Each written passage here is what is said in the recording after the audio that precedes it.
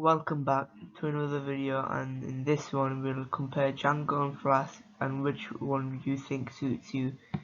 If you do find this video helpful, like the video and hit the notification for similar ones.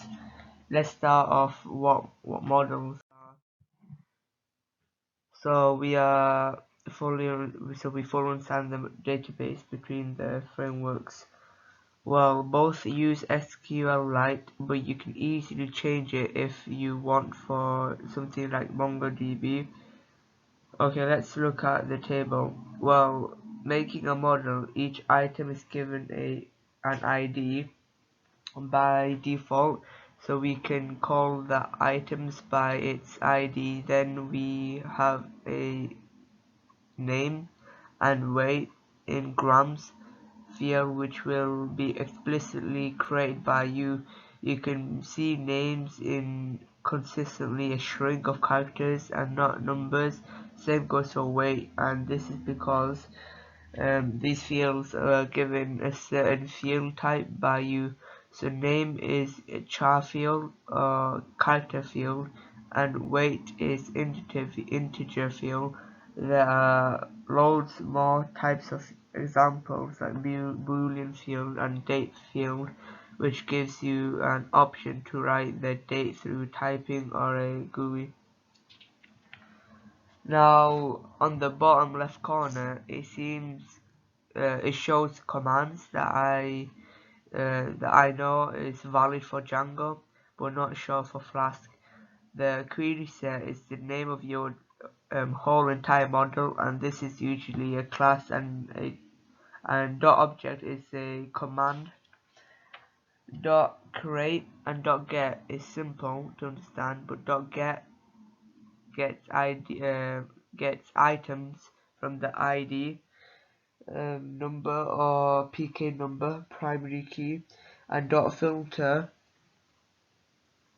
um, extracts using a certain parameter given. And on the right is the command that confirms the commands. On the left, for example, if you create a new name, you'd want to save it into the database. Django has great community and documentations which make it great as beginners can easily find the um, resource and help when they are stuck.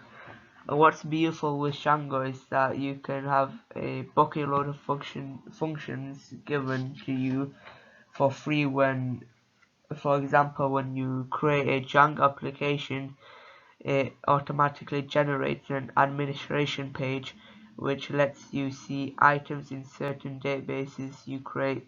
However, writing less code with functionality isn't necessarily great too, as it may be better for beginners to write their own code so they understand what they wrote rather than adapting to the framework's pre-built code. This is why Flask is great, as you will have to write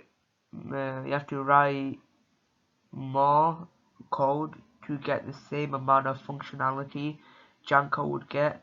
This is also a popular choice with Python, as people love to start with this framework to understand the construction of a web. Flask is also lightweight, meaning it will easily run without the inside of your PC turning into butter. But which one do I recommend for beginners? Well, Django. But why? Well, you are provided an admin page and a user-specific page model, and drastically reduces production time. You can make a easy but simple API using Django REST framework, and this lets you talk to the front end.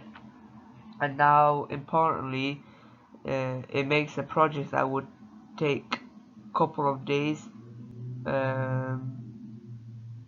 to complete just in one day. That's the end of the video. If you did find if you do have any questions, please do comment below and I will respond. Make sure you like and stay tuned for a new video.